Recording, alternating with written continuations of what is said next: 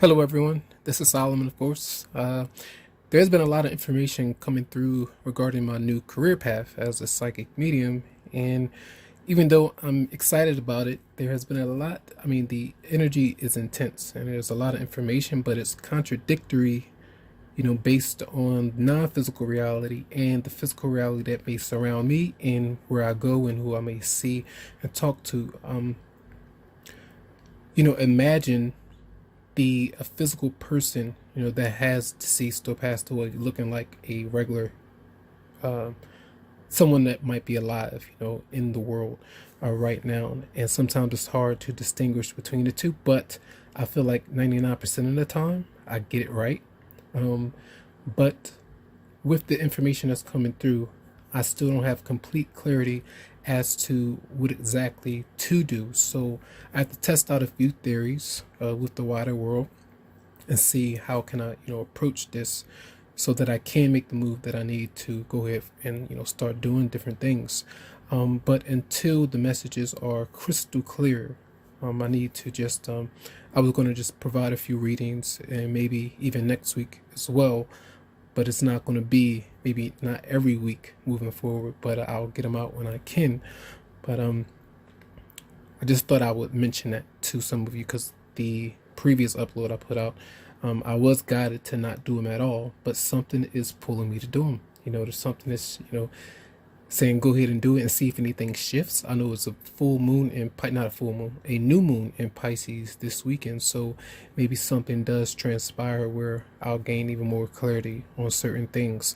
It's very magical, but it's very intense. There's a lot of hidden things going on that might not be so pleasant. It may even scare people at times, but I'm able to handle that.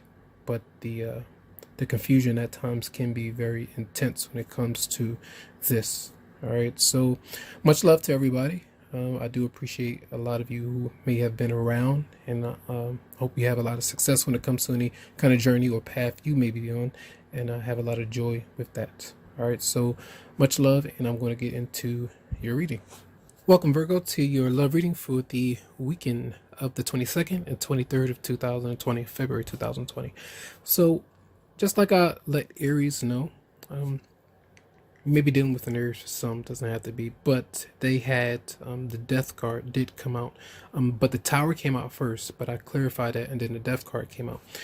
These are messages that something may abruptly happen, like some kind of news, something that you may have been thinking about or going through. Someone, a loved one, may pass, or someone that you hear about, some kind of news or something like that. Yes, that card can, when the Tower and Death is coming through, there's something or some kind of realization that you may have spiritually about a loved one, even yourself in some way. Be aware of your dreams and the things that happen around you synchronistically. All right, and then when the Hangman is coming through, that is your emotions, and I feel this is a spiritual kind of thing that's going on.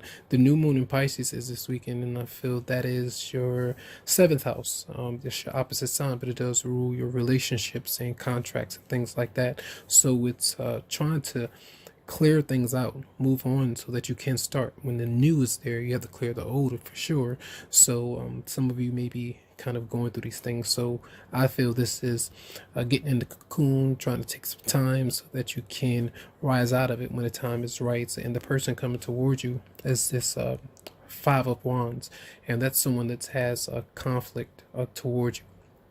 And even if they I just want you to be careful around this person. And sometimes things can get volatile, or you get into confrontations with someone and it could just spiral out of control. And sometimes this person is maybe holding on to resentment, and it could have entail like not really wanting to put in a lot of hard work and effort. Hard work is hard work, but hard work is not, it doesn't feel that way if you're going to do something that you love to do. So this person may not have taken the time to figure out something that they love, and they may have settled for certain things.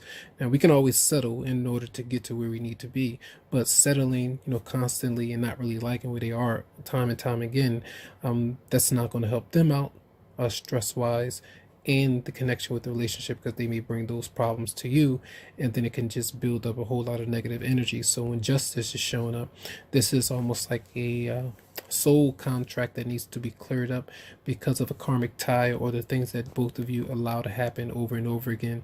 And in a love relationship, it's maybe a connection with a child that you may have with this person, children in a scenario, disagreements on that, something severely may have happened, some kind of conflict in the past where, resentment is being held on to.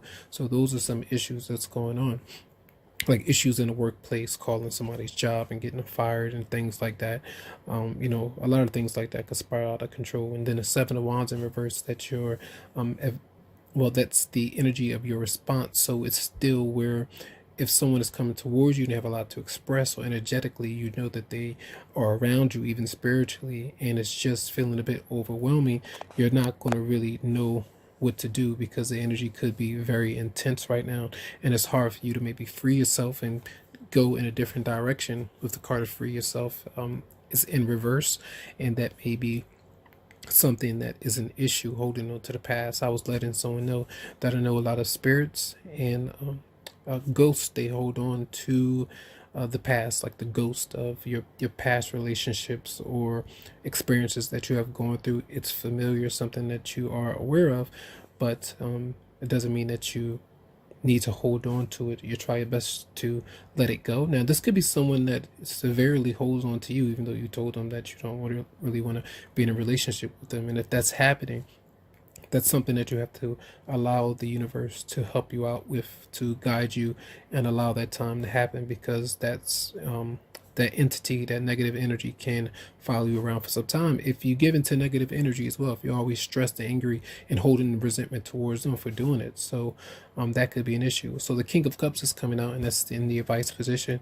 And if that is someone that you are thinking about, that you're into, romantically attracted to, the person may be around you, but it's also advice to give off that positive vibe, those emotions, be stabilized when it comes to your emotions, and don't get all wacky if things don't go to plan, or you're not able to gather yourself as you need to.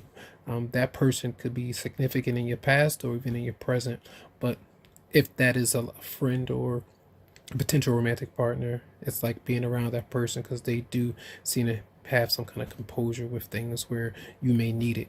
Okay, so that's going to be your reading for the weekend. I hope nothing drastically happens. If there is any kind of heartbreak, I'll send you a lot of healing vibes, and I hope that all of you get that and have a great weekend too. So if you would like a private or personal reading, you can always go to the description of the video where my email will be. Have a good one.